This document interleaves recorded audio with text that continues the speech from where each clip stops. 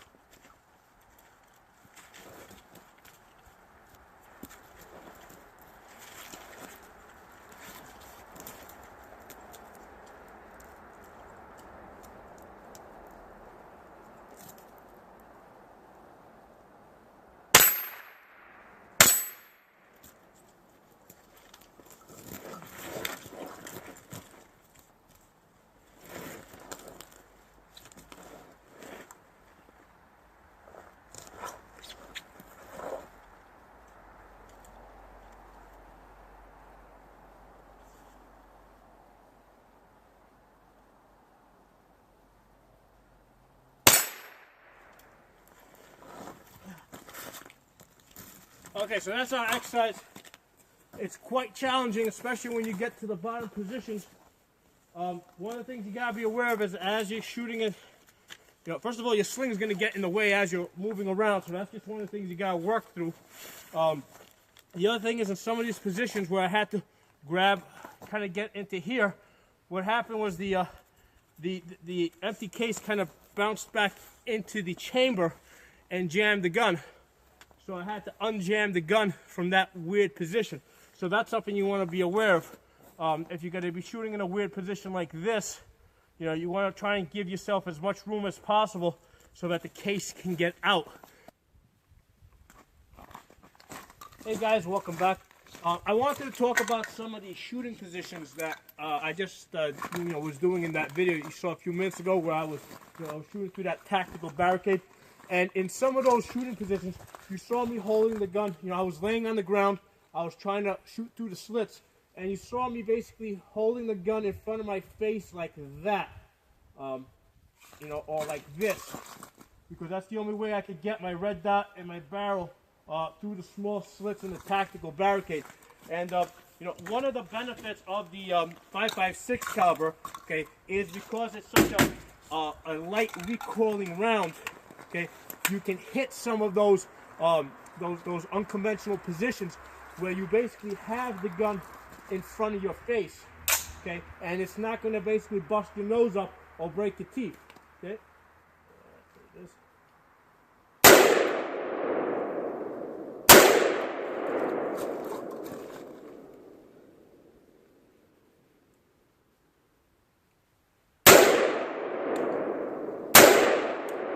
So that's what some of the positions that you saw before where I was laying on the ground, you know, even though maybe you weren't able to see them in the camera, this is actually what they looked like.